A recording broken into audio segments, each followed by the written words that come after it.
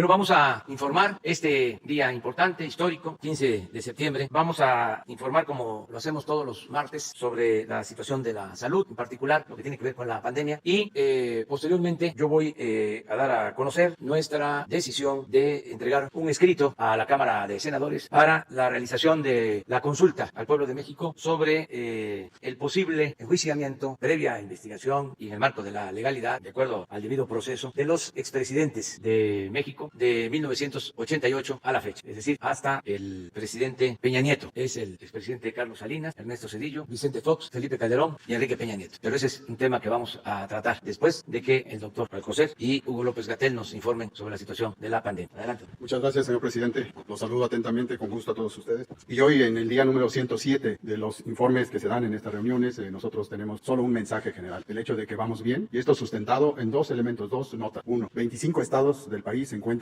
desde hace 2 o hasta 10 semanas con sus curvas epidemiológicas hacia abajo, en descenso. Y ningún estado está en un riesgo máximo, o sea, el color con el que se inició hace meses, dejándolo varios de los estados, y que esto ya no existe, ningún estado está en semáforo rojo. Con estos datos, desde luego, tenemos la seguridad de que el proceso, tanto en lo que van a ver en la exposición breve que hará el doctor Hugo López-Gatell, vamos sin confianza, vamos respetando las medidas de seguridad, de distanciamiento y de cuidado personal, que lo hemos aprendido en estos meses y que nos ha conducido a darle al pueblo lo mejor que se puede en esta epidemia, en atención al ser humano. Entonces, Hugo, por favor.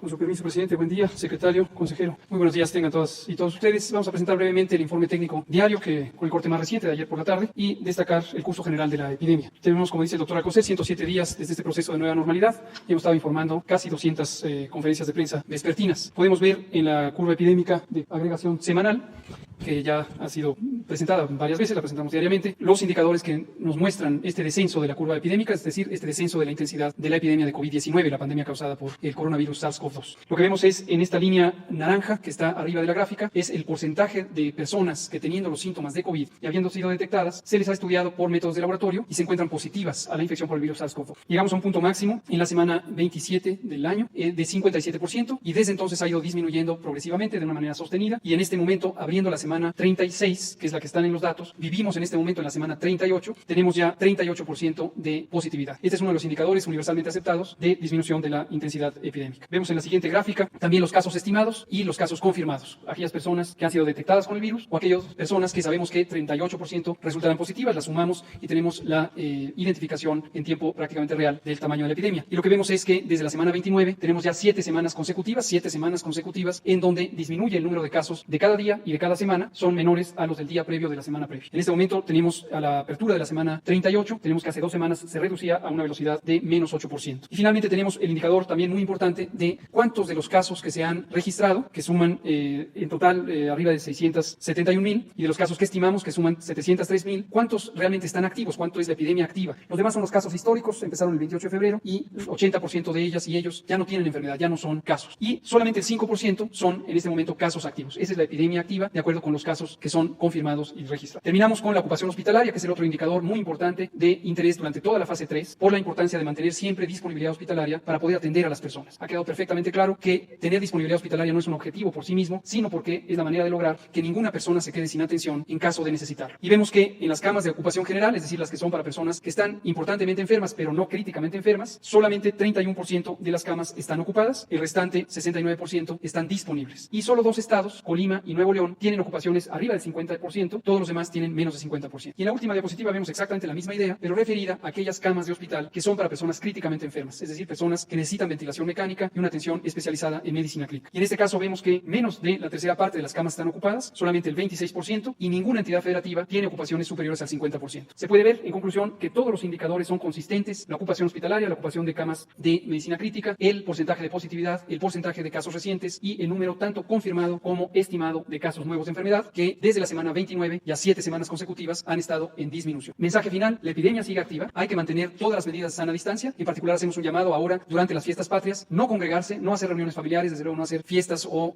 alguna celebración masiva, para que logremos mantener este ritmo de disminución de los contagios. Si se puede, no salir a la vía pública, no solamente en estos 2 días, sino en general, es mucho mejor. Lavarse las manos continuamente, mantener la sana distancia. Si se tienen síntomas, no ir fuera de casa, usar el cubrebocas, particularmente en los espacios públicos cerrados, que son las recomendaciones generales en México y en todo el mundo. Gracias. Bueno, vamos Vamos a informar sobre la solicitud que se va a presentar de conformidad con la ley el día de hoy al Senado de la República. Vamos a firmar este escrito, lo vamos a entregar, por eso me acompaña el consejero jurídico, Julio Scherer Ibarra. Se va a entregar hoy a las 11 de la mañana al Senado. Vamos a entregar este documento. Me informa el consejero jurídico que ya estableció comunicación con los representantes del Senado, tanto con el presidente del Senado como con Ricardo Monreal, que es el coordinador de los grupos parlamentarios en el Senado, y van a recibir este escrito. Quiero comentarles que es muy satisfactorio el que un grupo de ciudadanos haya tomado también la iniciativa de recoger las firmas para solicitar esta consulta. La información que tengo es de que sí van hoy a tener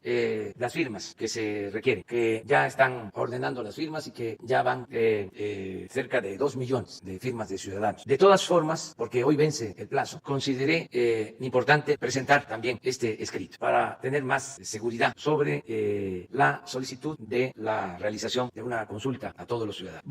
Antes de firmar el documento, lo voy a leer para que se pueda conocer lo más ampliamente posible. Lo van a poner en pantalla, pero lo voy leyendo aquí. A las y los senadores del Honorable Congreso de la Unión. Presente el suscrito Andrés Manuel López Obrador, presidente de los Estados Unidos mexicanos, en ejercicio de la facultad que me confiere la Ley Federal de Consulta Popular, en su capítulo segundo, artículo 12, fracción primera. Presento formalmente a ustedes la siguiente petición de consulta popular para la jornada electoral que habrá de celebrarse el domingo 6 de junio de 2021 o en la fecha que establece el recién reformado artículo 35 de la Constitución, a fin de preguntar al pueblo de México sobre el asunto de trascendencia nacional que se describe y fundamenta en la siguiente exposición de motivos. Primero, entre el 1 de diciembre de 1988 y el 30 de noviembre de 2018, México vivió un periodo caracterizado por la concentración desmesurada de la riqueza, quebrantos monumentales al erario, privatización de los bienes públicos, corrupción generalizada, procesos electorales viciados y prácticas gubernamentales que desembocaron en un crecimiento descontrolado de la violencia, la inseguridad pública, la violación masiva de derechos humanos, la impunidad como norma y el quebrantamiento del Estado de Derecho en extensas zonas del territorio nacional. Esa etapa trágica de la vida del país se denomina periodo neoliberal o neoporfirista. Segundo, los males señalados en el párrafo anterior no ocurrieron de manera fortuita, sino que fueron consecuencia de la aplicación durante 5 sexenios de un modelo político y económico elitista, antidemocrático, antinacional y antipopular. Las más altas esferas del poder público, y específicamente quienes ejercieron la titularidad del poder ejecutivo, dieron fe en innumerables ocasiones, tanto de palabra como en los hechos, de su adhesión a las políticas privatizadoras, su determinación de privilegiar a los grandes poderes económicos y de su empecinamiento en estrategias de seguridad violentas, inhumanas y contraproducentes. En suma, los desastres humanos, sociales y nacionales sufridos por el país durante esos 30 años fueron resultado de una suma de actos voluntarios y racionales por parte de quienes lo gobernaron en ese lapso. Tercero, el neoliberalismo gobernante se tradujo en la pérdida de centenares de miles de vidas, en decenas de miles de desapariciones, en la conculcación de derechos políticos y sociales, en el crecimiento de la pobreza, la desigualdad, la marginación, la informalidad y la descomposición social, en el deterioro sostenido de los sistemas públicos de salud y educación, en la desprotección de millones de jóvenes y adultos mayores, en el acoso depredador en contra de las comunidades indígenas, en un pronunciado deterioro de las instituciones, en la pérdida de soberanía y en la devastación de las industrias petrolera y eléctrica, entre otras consecuencias graves. Cuarto, la desigualdad en México se profundizó precisamente durante el periodo neoliberal o neoporfirista. Según cifras del Banco Mundial y de la Organización para la Cooperación y el Desarrollo Económico, OCDE, fue en el sexenio de Carlos Salinas de Gortari cuando crecieron más en nuestro país las diferencias económicas y sociales entre ricos y pobres, y no es casual que al mismo tiempo se entregó a particulares nacionales o extranjeros una cantidad sin precedentes de bienes públicos. Un dato, en julio de 1988, cuando Salinas fue impuesto mediante un fraude electoral, en la lista de la revista Forbes, en la cual figuran las personas más ricas del mundo, solo aparecía una familia mexicana, la de los Garza Sada, con $2,000 millones.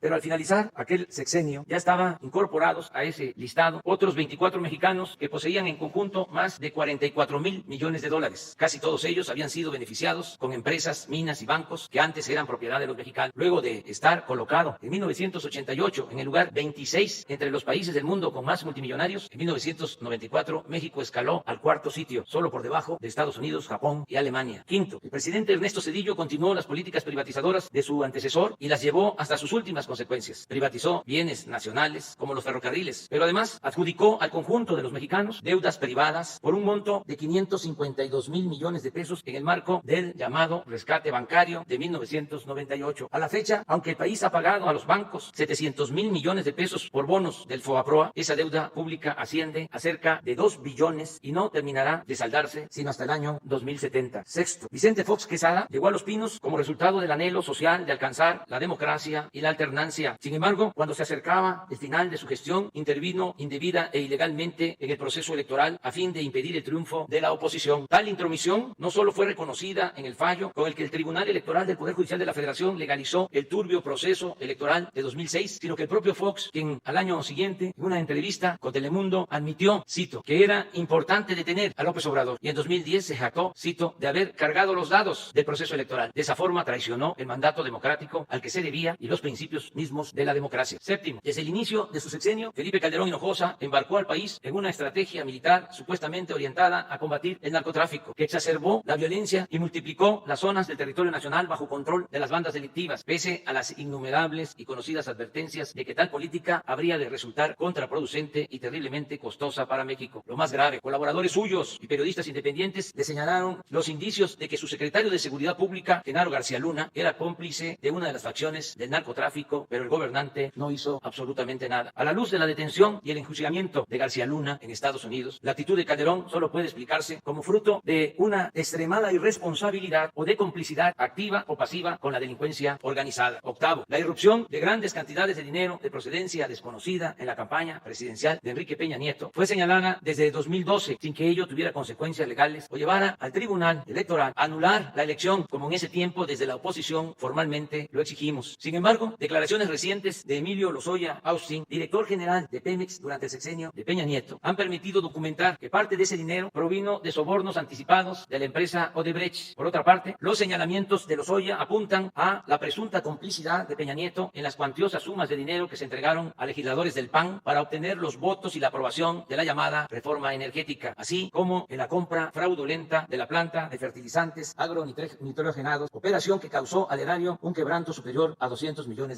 Noveno, los hechos referidos en los párrafos anteriores, más muchas otras calamidades no relatadas en aras de la brevedad, generaron una creciente e inocultable indignación que desembocó en múltiples exigencias de justicia en sectores ampliamente mayoritarios de la sociedad mexicana. Tales exigencias se toparon con una diversidad de mecanismos de encubrimiento e impunidad, con la adulteración de disposiciones legales, con las componendas de los partidos subordinados al régimen, con el silencio cómplice de la mayoría de los medios de información nacionales y extranjeros, con acuerdos tácitos de protección entre los presidentes salientes y los entrantes, y con aparatos de procuración de justicia puestos al servicio de los propios gobernantes. Décimo, desde el primer día de mi gobierno se han incrementado las peticiones populares de esclarecimiento y justicia para las acciones presuntamente delictivas que posiblemente cometieron los expresidentes Carlos Salinas de Gortari, Ernesto Zedillo Ponce de León, Vicente Fox Quesada, Felipe Calderón Hinojosa y Enrique Peña Nieto en el ejercicio del cargo. No obstante, el masivo clamor de justicia se enfrenta a zonas grises del marco legal, como las limitaciones que establece el artículo 108 constitucional en curso de modificación para actuar penalmente en contra de un presidente en funciones, o como la consideración de delitos imprescriptibles que los mencionados habrían cometido o habían podido cometer en el ejercicio de la presidencia. Undécimo, el país se encuentra en este punto, en una situación en la que una demanda social mayoritaria carece de un cauce institucional nítido y de una vía clara de expresión en las leyes vigentes, y en las que es ineludible que el Estado emprenda un proceso de esclarecimiento a este respecto. En mi calidad de presidente de la República considero necesario avanzar en el discernimiento de este punto sin estridencias, con responsabilidad, pero anteponiendo en todo momento el predominio de la voluntad popular y el respeto irrestricto de la legalidad. Duodécimo, independientemente del curso que tomen las acciones legales en los procesos en contra de diversos exfuncionarios, tanto en México como en el extranjero, la decisión de si debe esclarecerse en términos legales la actuación de los 5 expresidentes referidos ha de considerarse un tema de trascendencia nacional, y que por su proyección histórica y sus implicaciones políticas amerita ser puesto a la consideración de la ciudadanía en un espíritu de democracia participativa. Es pertinente señalar que no es esta la primera ocasión en la que promuevo tales ejercicios. Se han realizado con respecto a la construcción del aeropuerto en Texcoco, la planta eléctrica de Huesca, Morelos, la cervecera de Mexicali y el Tren Maya, y he promovido la inclusión en la Carta Magna de las consultas regulares de revocación de mandato. 13º, en mi toma de posesión, consciente de la relevancia y las implicaciones de juzgar penalmente a quienes ejercieron la presidencia, propuse la realización de una consulta popular como un paso necesario para resolver sobre este delicado asunto. Si el pueblo da su aprobación, las instituciones responsables de desahogar las potenciales acusaciones tendrán un enorme respaldo para realizar esa tarea. tarea con absoluta libertad. Si rechaza la propuesta del pueblo de México, nadie podrá acusar a esas instituciones de encubrir o solapar conductas ilegales. En lo personal, reafirmo la postura que he sostenido siempre sobre este tema, en el sentido de que en el terreno de la justicia se puede castigar los errores del pasado, pero lo fundamental es evitar los delitos del porvenir. He dicho y reitero que yo votaría por no someter a los expresidentes a proceso. Sin embargo, de realizarse la consulta, respetaré el fallo popular, sea cual sea, porque en la democracia el pueblo decide y por convicción me he propuesto mandar obedeciendo. En otras palabras, nunca traicionaré la confianza del pueblo y no seré cómplice de la impunidad, ni voy a ser tapadera de acciones turbias del pasado, pero tampoco pretendo impulsar represalias contra nadie, porque como lo he afirmado en numerosas ocasiones, no es mi fuerte la venganza. 14. El ejercicio de la consulta popular sobre la viabilidad de iniciar procesos legales en contra de los expresidentes es en sí mismo un precedente necesario para prevenir la repetición de conductas indebidas en el ejercicio del poder y un deslinde con respecto a la impunidad y encubrimiento que caracterizó a los gobiernos neoliberales. Una forma de despejar la ambigüedad legal que ha imperado sobre las responsabilidades de la figura presidencial y una reafirmación del principio de soberanía popular contenido en el artículo 39 de nuestra Constitución Política. 15. La presente petición no contraviene la limitación establecida en el numeral tercero, fracción octava del artículo 35 constitucional, en el sentido, cito textualmente, de que no podrán ser objeto de consulta popular la restricción de los derechos humanos reconocidos por esta Constitución y en los tratados internacionales de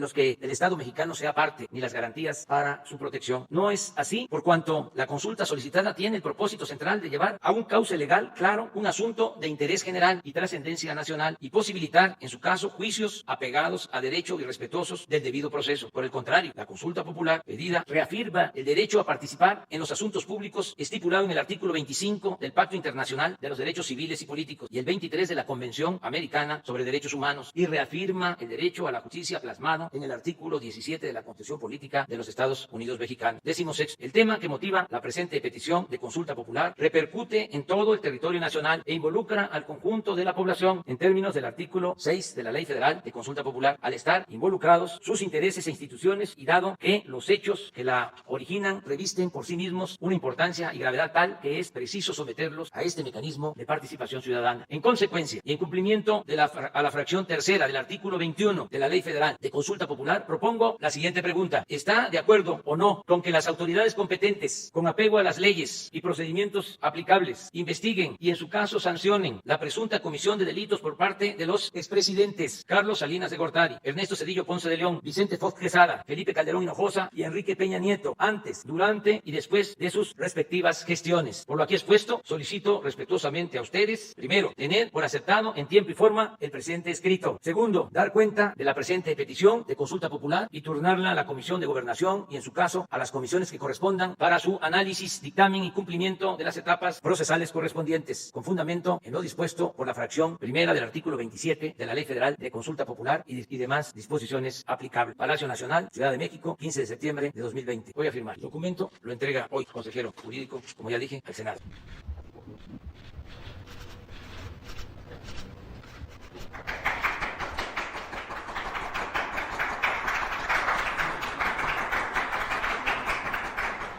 Bueno, pues abrimos para preguntas. Lista. Carlos Domínguez.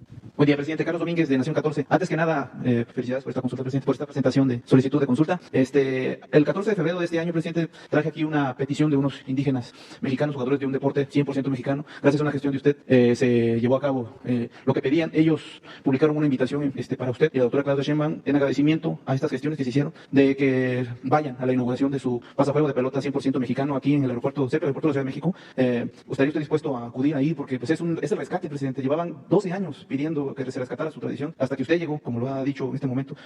Hubo un cambio, de verdad, los fueron escuchados estos indígenas y se rescató el deporte. Preguntarle, ¿iría o mandaría a alguien a la inauguración del rescate de este deporte, sí o no? Y ahorita, si me permite, otra. Bueno, pues vamos a ponernos de acuerdo con Claudio Sheinbaum y nos comunicamos con ustedes, contigo, para ver si en una gira por la ciudad. Claro. La inauguración de este espacio va a ser el 6 de noviembre, para que lo contemple, si bueno, están sus posibilidades. Claro, presidente. Y en otro contexto, como ya sabe, la semana pasada, precisamente el miércoles 9, asesinaron en Veracruz al periodista Julio Valdivia, cruelmente asesinado, presidente. En este tema, pues los asesinatos contra periodistas no se detienen, presidente, no se han detenido ni siquiera con la llegada de la Cuarta Transformación.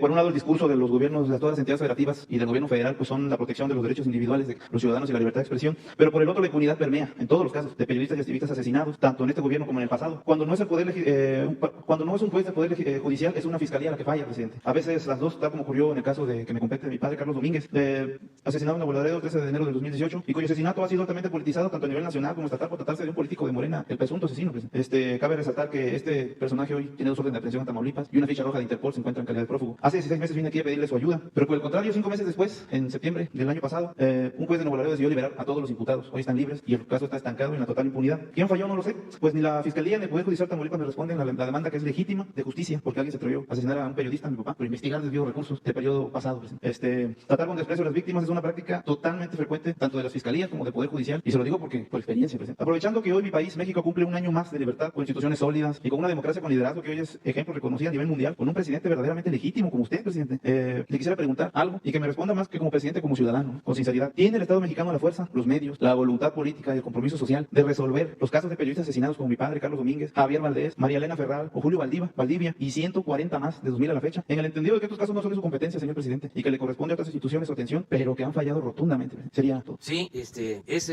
un compromiso que tenemos de que se acabe con la impunidad en el país. Tenemos desventajas, pero también tenemos ventajas, elementos malos y elementos buenos. Las desventajas pues tienen que ver con un régimen que durante mucho tiempo protegió a la delincuencia y que se corrompió por completo, sobre todo en lo relacionado a la impartición de justicia. Es parte de lo que estoy denunciando el día de hoy. Y son prácticas muy enraizadas, enquistadas. Son también maneras de pensar, mentalidades muy afectadas por la ambición a lo material, al dinero, el triunfar a toda costa, sin escrúpulos morales en una índole. Eso prevaleció durante mucho tiempo. La parte buena es de que no todo está podrido, ni en el Ejecutivo, ni en el Legislativo, ni en el Judicial. Hay elementos buenos, gente honesta, profesional. No llegaron pues a descomponerlo todo, a podrirlo todo, afortunadamente. Y con esos elementos buenos y con la voluntad de que no haya arbitrariedades, de que no haya injusticias, de que no haya impunidad, vamos a avanzar. Por eso sí, tengo fe, tengo esperanza y tengo la convicción de que vamos a hacer justicia en todos los casos. Nos va a llevar tiempo, pero somos muy perseverantes.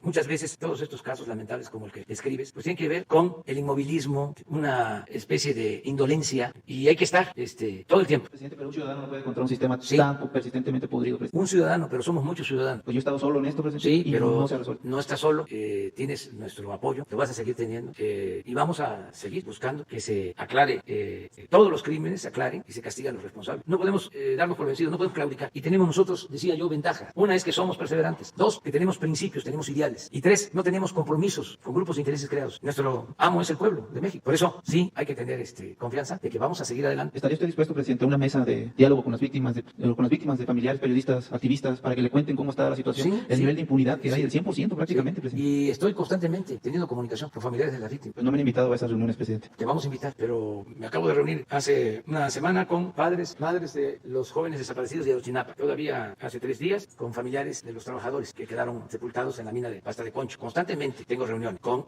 familiares de víctimas y voy a seguir teniendo estos encuentros. Entonces nos ponemos de acuerdo. Esperamos, presidente, gracias. Y otra pregunta rápida, ya que están aquí usted, el secretario Alcocer y el subsecretario López-Gatell. Para el Partido Acción Nacional presentó una denuncia contra los 3 por lo que ellos llaman el mal manejo de la pandemia. ¿Alguna opinión al respecto de alguno de los 3 secretarios del presidente? Pues ya hemos explicado, ¿no?, bastante sobre ¿No le quita el sueño esa denuncia, tema. presidente? No, tenemos Doctor Gatell. elemento para decir que se ha actuado bien, que es una pandemia mundial, afecta a varios países, a muchos países del mundo, ha causado muchos estragos, no es un asunto solo de México, y hemos actuado correctamente, de manera profesional, responsable, empezando porque desde el inicio le dejamos la conducción del combate a esta pandemia a los especialistas, a los expertos, médicos, científicos. Estos señores tienen mucho conocimiento y el equipo que ha manejado esta pandemia es de lo mejor que hay en el país y de los mejores científicos también del mundo. No creo que haya en otros países un equipo manejando este asunto lamentable como se tiene en México. Hemos contado con el apoyo de profesionales, no lo manejan políticos,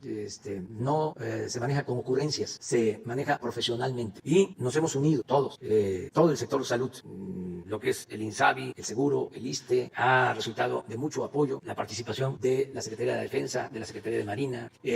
Actuamos antes que otros, hemos informado todos los días. No creo que en ningún país del mundo se haya informado tanto, se haya orientado tanto, se haya concientizado tanto como en México. Encontramos un sistema de salud muy debilitado en el suelo y lo levantamos. Encontramos que no había médicos suficientes, especialistas suficientes, y en meses, que fue toda una hazaña, capacitamos a médicos generales para enfrentar la pandemia, para atender enfermos de COVID. Reconvertimos hospitales para la atención de enfermos de COVID. Adquirimos equipos. Hemos destinado cerca de 40,000 millones de pesos. No hemos cobrado la atención médica. Ha sido atención médica gratuita para todo el pueblo. Nadie se ha quedado sin una cama. Nadie se ha quedado sin atención vacunación. No olvidemos lo que sucedió en algunos países, en donde hubo saturación y estaban los enfermos en la calle. Llegaron hasta decidir a optar por atender a los más jóvenes, dejar a los adultos mayores para después. Esto pasó hasta en Nueva York. Esto no sucedió, afortunadamente, en nuestro país. ¿Por qué hemos salido adelante? Porque contamos con el apoyo del pueblo de México, que sin autoritarismo nos ha hecho caso en el momento más difícil que necesitábamos aplanar la curva para no saturar los hospitales, porque todavía no teníamos los ventiladores ni teníamos los especialistas. La gente se guardó y eso nos ayudó a que nunca se saliera de control la pandemia. Los resultados, siempre digo que son malas las comparaciones, pero hemos tenido menos fallecidos en términos de población que en el Perú, que en Chile, que en Ecuador, que en Brasil, que en Estados Unidos, y menos fallecidos que en otros países de Europa. Y afortunadamente, como aquí se ha dicho, ya está bajando poco, pero ya va a la baja esta pandemia tan terrible. Entonces, el que presenten denuncia en contra de nosotros sobre eso, la verdad, pues no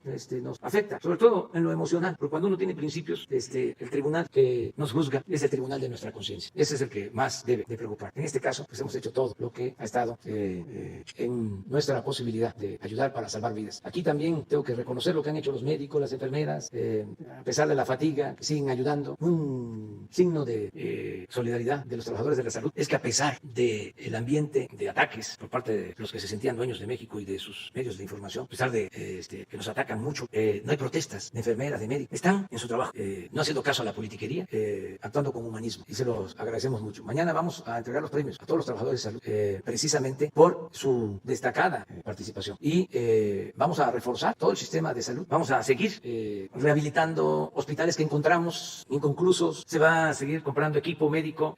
Aprovecho para agradecerle a la gente porque ya se tiene la meta, ya se cumplió la meta de los boletos que se necesitaban vender para la rifa del avión. Ayer habían colas en algunos lugares donde se venden boletos, en algunos expendios, creo que hoy también, porque se cierra hasta las 2 de la tarde, y todo lo que se va a obtener, lo dijimos, va a ser para compra de equipo médico. Muchas gracias a empresarios que ayudaron comprando boletos, a dirigentes de trabajadores que ayudaron comprando boletos. Muchas gracias al pueblo que compró sus boletos. Y de esta manera vamos a disponer pues de más de 2,000 millones de pesos para la compra de equipo, y nos queda el avión, que se va a vender también en más de 2,000 millones, y ese dinero se va a aplicar también para la compra de equipos médicos. O sea, el avión nos va a dejar más de 4,000 millones de pesos, y todo ese dinero va a ser para equipar hospitales públicos. También aprovecho para decirle a la gente que estamos haciendo los trámites para que México sea de los primeros en contar con la vacuna contra el COVID-19. No podemos dar más información porque es un asunto que amerita discreción, cierto sigil, pero estamos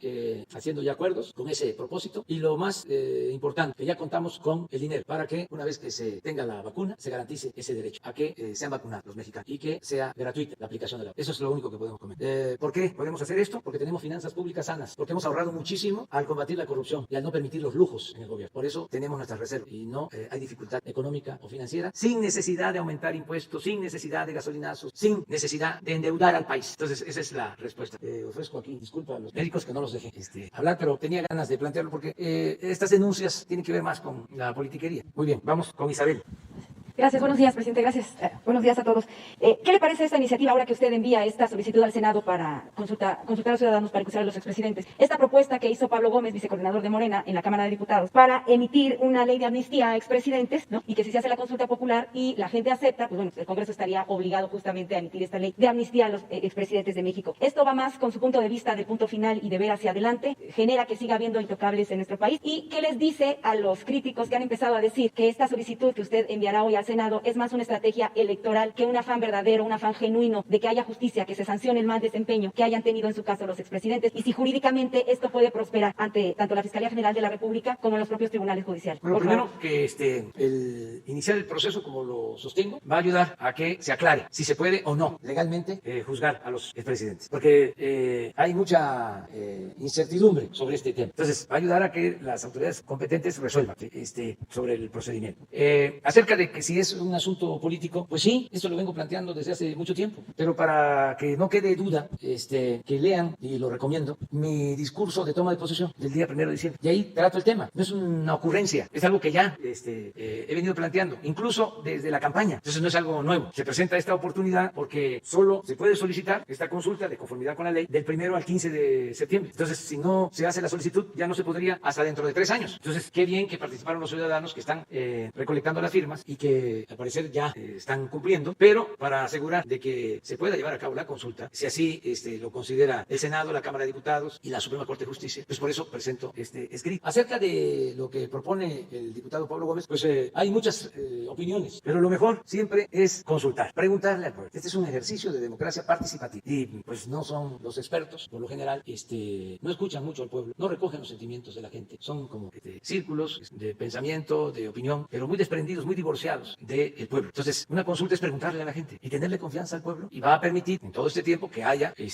una polémica sobre este tema y ayuda mucho, como lo planteo, para que no haya repetición también, independientemente del castigo, que no se vuelvan a cometer atrocidades, que desterremos la corrupción, la impunidad. Es que hay cosas que sucedieron muy graves, que no voy a volver a mencionar, pero todo esto ayuda. Y hacerlo, como lo planteo, sin estridencia, con responsabilidad y en el marco de la legalidad existente, ver si con las leyes que se tienen se puede llevar a cabo estos procesos o hay limitaciones, pero que nos los digan los ministerios públicos, los jueces, los magistrados, los ministros, los que tienen a su cargo la impartición de justicia. ¿Cuál es en este sentido la opinión del consejero jurídico de la presidencia? ¿Qué le dijo a usted? ¿Se puede o no se puede? Independientemente de que sean las otras instituciones, los otros órganos los que vayan a... Es que hay determinar. Opiniones divididas. ¿Cuál es la opinión del señor Scherer?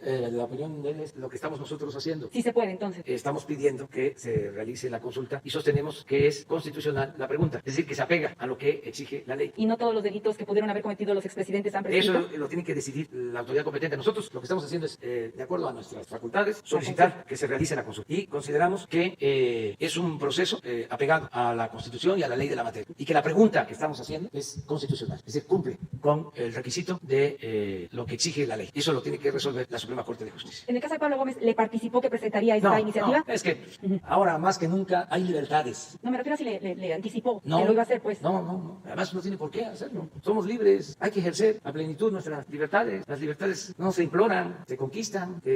Todos tenemos que participar. Antes no se podía hablar. Todo era con línea del presidente. ¿Cuál es la línea?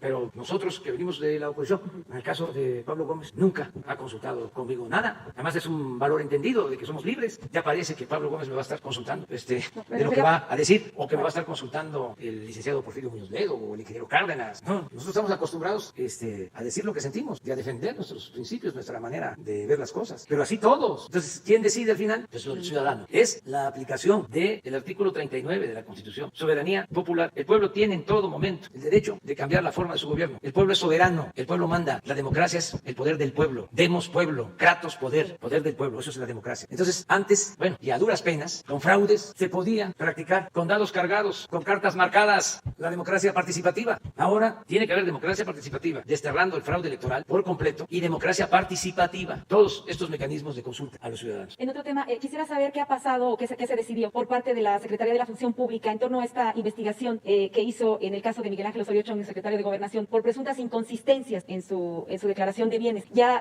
lo que se supo públicamente por parte también de la Secretaría es que ya estaba en la última etapa, pues para decidir lo que procedía, si venía una sanción o bien se remitía a la Fiscalía General de la República. ¿Qué pasó en ese caso? No tengo información acerca del estado en que está la investigación que hace la Secretaría de la Función Pública. No tengo información, pero hoy mismo voy a pedirle a la Secretaria de la Función Pública que informe sobre este tema. Okay. Finalmente, también aprovechando la presencia del licenciado Scherer, le pediría que abundara un poco sobre los motivos que lo llevaron a registrar su nombre ante el Instituto de la Propiedad Industrial. Durante muchos años, durante todos sus recorridos, pues, veíamos muchas personas que vendían tazas, muñequitos, playeras, todo tipo de artículos con su nombre. Ahora ya está registrado. ¿Qué lo llevó y qué implicaciones tiene para el mediano plazo y para posterior tiempo? Pues es un asunto, vamos a decir, de formalidad. No es nada de fondo. Desde hace algún tiempo se tiene registrado lo del movimiento nuestro. Bueno, hasta, como me dicen, amigos y enemigos, el PG está registrado. Ajá.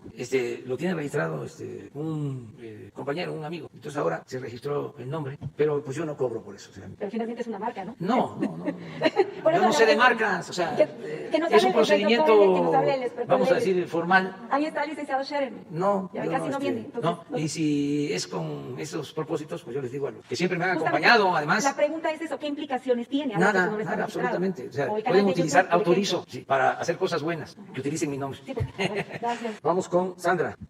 Gracias, señor presidente. Sandra Aguilera, del Grupo Larsa Comunicaciones. Presidente, le quiero hablar acerca de Tila, Chiapas, que bueno, nos han hablado varias personas, varios pobladores que se encuentran ahí, que se sienten secuestrados, porque los ejidatarios autónomos ligados al EZLN los secuestraron, pusieron unas puertas para entrar, les cobran el acceso, les cobran la salida, les cobran por poner feria, les cobran por pasar, les cobran por todo esto. Estas mismas personas sacaron a las autoridades oficiales, quemaron el municipio y todas las oficinas de gobierno. Ellos le están solicitando, señor presidente, que envíen a la Guardia Nacional, ya que tuvieron un enfrentamiento y hubo muertos, y el gobierno estatal no ha hecho nada, y solicitan su apoyo, sobre todo con la Guardia Nacional. Gracias, presidente. Bueno, sí, conozco Tila y también el problema. Vamos a pedir que intervenga el gobierno del Estado. Ahora que fui a Palenque, llegó una comisión a entrevistarse.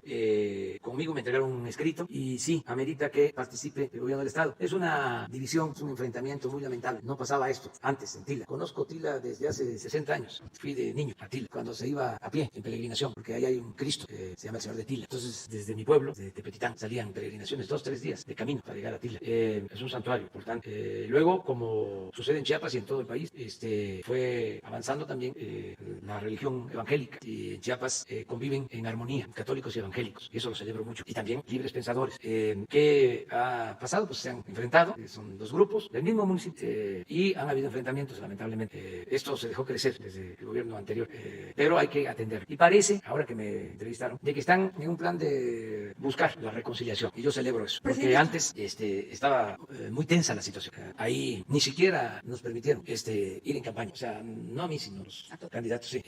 Incluso creo que el ayuntamiento lo trasladaron a Petalcín, que pertenece a Tila. Entonces vamos a pedirle al gobernador. Sobre todo, presidente, que este enfrentamiento fue antier, donde hubo varios lesionados y hubo hasta muertos con machetes. Esto fue el día de antier, hace un día. Entonces, ahorita la situación está muy tensa. De hecho, no me han dejado de escribir para ver, sobre todo, que entrara la Guardia Nacional o algo, para que ya no sigan pasando pues estas cosas. Le vamos a pedir Gracias, al gobernador que lo vea. Muchas gracias. Estoy seguro que van a atenderlo, y decirle a la gente de Tila, a todos, de un grupo y del otro, que busquen el diálogo y que busquen un acuerdo, que son el mismo pueblo. Si ahí hubiesen cacicazgos como los que hay en otras partes, pues uno diría, pues es el pueblo luchando contra un cacique. Pero le aseguro que el hombre más rico de Tila no tiene, es más rico, ni 5 millones de pesos. No hay, es pueblo. Son rivalidades que se han ido produciendo, originando, por cuestiones que no voy a tratar aquí, pero que no son, la verdad, motivo para que haya enfrentamientos entre hermanos, entre el mismo pueblo. No es de buenos y malos, no es de caciques y pueblo, no, es la misma gente, tanto los que están en el poblado como los que están afuera. Entonces, no debe de haber este enfrentamiento, y vamos a buscar la forma. Gracias, presidente. Vamos con Lisbeth. Lisbeth Álvarez, de Diario Basta, Hoy Tabasco y Grupo Cantón. Presidente, usted había dicho que no quería meterse a investigar expresidentes porque no había tiempo que perder para privilegiar el proyecto de la Cuarta Transformación. ¿Cree que esta consulta a expresidentes podría afectar la consideración de la 4T? ¿Espera una investigación de expresidentes? Por otro lado, ¿propondría la creación de una fiscalía especial para juzgar a los expresidentes? Sí, mira, yo quiero aclarar, porque sería bueno, no podrías poner mi discurso de toma de posición, el del día 1 de diciembre, no, el texto, porque ahí está muy claro lo que me estás preguntando. Yo dije de que había que poner punto final, pero al mismo tiempo planteé que me iba yo a someter a lo que la gente decidiera, y que íbamos en todos los casos a preguntar al pueblo. Entonces lo dije desde la toma de posición. Acerca de si se puede crear una fiscalía especial o una comisión especial o para ver el asunto de los expresidentes, pues eso lo tiene que resolver la fiscalía. Ellos tienen que hacer esa propuesta. Ya hay denuncias en todos los casos. El caso, por ejemplo, de García Luna, pues se está revisando en Estados Unidos. Es de dominio público. Hay denuncias sobre eso. ¿Lo tienen? Sí. Más adelante, casi al final. A ver, ahí. No, sí. A ver, ahí. Es exactamente la hoja anterior, para que se entienda. A ver, otro poquito, dos párrafos abajo. Bájale otro poquito, más, ahí, síguele, dos más, va otra, así. Miren lo que digo.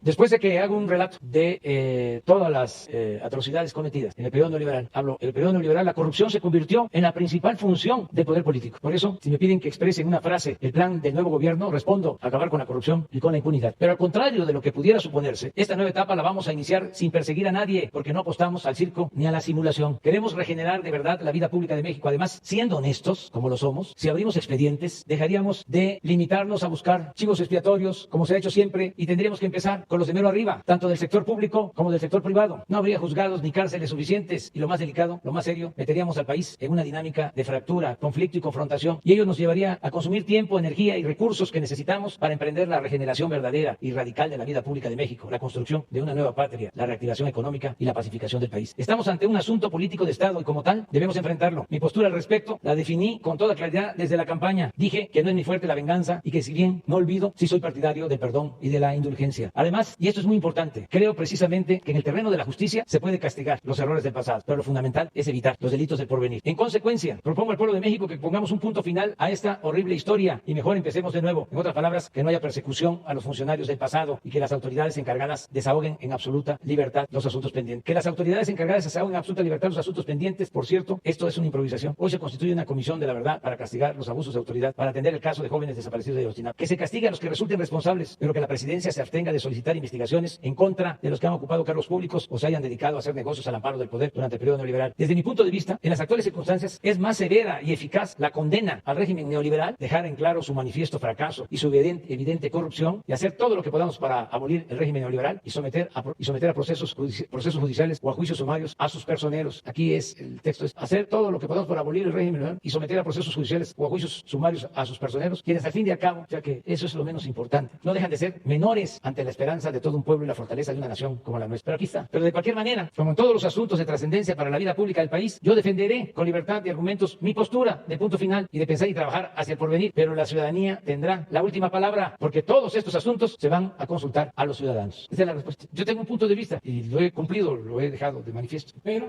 me he comprometido a mandar obedeciendo. Y considero que esto de manera ordenada no nos va a afectar, al contrario, nos va a fortalecer para que se aclaren estos procedimientos. ¿Espera una embestida de expresidente? No, porque ellos saben de que se debe de respetar la voluntad de los ciudadanos. Muy bien. Pablo Velázquez. Buenos días, presidente, secretario, subsecretario y consejero. Hoy le quiero plantear dos propuestas, pero antes le quiero comentar un caso que le platiqué. Los paisanos se siguen quejando del mal servicio de los funcionarios que no funcionan en los consulados y embajadas. El 27 de mayo inicié gestiones en la Cancillería para visitar consulados. Fui ignorado. El 15 de julio se lo pedí a usted el respaldo, me lo dio y al día de hoy sigo siendo ignorado por la Cancillería. Eso se lo dejo de tarea, a ver si nos pueden apoyar. La primera propuesta también es en tema de política exterior. Hasta el día de hoy el sistema de exportar al mundo embajadores, cónsules y funcionarios, que muchos de ellos no funcionan, no ha dado resultado, presidente. En el pasado eran premios o pagos de cuotas. Algunos de ellos por primera vez salen del país y es muy fácil salir con un pasaporte diplomático, tener quien te reciba en el aeropuerto, tener casa y un cheque seguro. Tal vez por eso no han servido los funcionarios. Presidente, le propongo algo muy sencillo. Si ya están los mexicanos en el extranjero, ¿por qué no hacer a nuestros paisanos, embajadores, cónsules y funcionarios? Son ellos los que conocen a los demás y saben las necesidades de cada uno. Más que un quién es quién en los consulados, son ellos los que le tomarían el pulso de la migración. Y entiendo que en algunos casos existiría algún problema por el protocolo de nombrarlos ante el Senado. Pero voy a aprovechar que está aquí nuestro consejero político, licenciado Julio Scherer, y estoy seguro que él encontrará una solución al problema. Presidente, si queremos resultados diferentes en nuestras oficinas en el extranjero, pongamos a despachar en ellas a una nueva casta de mexicanos. No sé si... Muy bien, pues vamos a seguir insistiendo. Vamos a pedirle a Marcelo Ebrard que te atienda para que le expongas tus puntos de vista. El mensaje de hoy que enviará al mundo hablará de una imagen, pero es muy diferente seguramente en la realidad. Los grandes retos de México no solo son la pandemia, la economía, la seguridad, el avión, los expresidentes, existe uno mayor y de mayor urgencia. La sociedad está dividida, al menos en dos grandes grupos, los pro 4T y los contra 4T. Entre otros grupos también, tal vez más chicos, pero no de menor importancia. Los mexicanos parecemos los Montesco y los Capuleto. Ya no importa si somos familia, amigos, socios o vecinos. La diferencia política nos está convirtiendo en enemigos. Si bien es cierto que algunos líderes de los grupos contra la 4T son incendiarios, usted, presidente, es también líder de un gran grupo, el pro 4T. Usted tiene la obligación de educar a sus fans e invitarlos a la tolerancia y el respeto. Su gente pro 4T, presidente, también es muy brava. El mayor reto que tenemos la sociedad mexicana es entender que ni la derecha, ni el centro, ni la izquierda son la solución. En todos existen buenos mexicanos y desgraciadamente también hay muchos malos, en el PAN, en el PRI y en Morena. La solución será el que aprenda a convivir con sus diferentes. Presidente, el mensaje que usted debe de emitir a sus seguidores, independiente del mensaje hoy a todo el país, debe ser claro y ellos deben entender de usted que no son sus porras, sus fanáticos o kamikazes, que deben ser sus verdaderos consejeros, pero también críticos, porque cuando un líder como usted pierda a los críticos al interior de sus filas, usted no pierde, volverá a perder México. Y la verdad ya estamos cansados de perder. Presidente, ¿qué les dice a toda esa gente que está con usted, pero que también está en contra de los demás mexicanos? Bueno, que estamos viviendo un momento estelar. Eso que para ti es motivo de preocupación, para mí es motivo de mucha satisfacción, porque no hay inmovilismo, hay debate, hay pluralidad, se garantiza el derecho a disentir, se garantizan las libertades. Miren, estamos hablando de la cuarta transformación y las tres transformaciones anteriores se hicieron con las armas y hubo muchísima violencia para entender lo que es polarización, porque se exagera en eso. En una sociedad democrática pues hay polémica, hay confrontación política, nada más escuchen los discursos de campaña en Estados Unidos, en cualquier país. Nosotros estamos llevando a cabo una transformación profunda, sin violencia. Por eso hablo de que es un momento estelar. Y tiene que haber diferencias. ¿Cómo no van a estar molestos nuestros adversarios si pertenecían a un régimen, para mí, de privilegios, un régimen antipopular? Pues es normal que existan estas diferencias. Afortunadamente no ha pasado a mayores porque la gente es muy responsable. Puede ser que haya en las élites de la llamada clase política, de la sociedad política, llamados a la violencia, pero la gente en México no quiere eso, quiere la paz, quiere vivir en paz. Entonces sí podemos seguir como vamos y hay que respetarnos, pero no quedarnos callados. Es que nos afectó mucho el sometimiento de los gobiernos neoliberales. Ahí pongo una parte del escrito. Imagínense cuánto daño nos hizo el tener silenciada a la prensa, con honrosas excepciones. Todo lo que se ocultó, todo lo que no se le dijo al pueblo, todo esto que se está dando a conocer, por ejemplo, lo del dinero para la campaña del expresidente Peña Nieto, pues lo denunciamos, pero formalmente se presentaron pruebas del manejo indebido de dinero. Busquen en la hemeroteca si salía algo en los periódicos sobre estas denuncias, con todas las pruebas, pidiendo que se anulara la elección y silencio cómplice. Imagínense, con una prensa democrática no hubiese habido el fraude del 2006 ni del 2012. ¿Qué hicieron en el 2006 con el fraude? Pues encubrir. Ya les he dicho cómo hacíamos manifestaciones de protesta y en la Reforma nos contaban para decir que no éramos 1 millón, que éramos 350,000. Nos ponían alfileres en las fotos a cada uno y con notario público contaban. La guerra sucia. Entonces ya no a ese silencio cómplice, no al ejercicio de las libertades. No le hace que insulten, me insultan, pero yo prefiero la libertad al silencio. Porque yo me voy a ir, no voy a ser eterno y además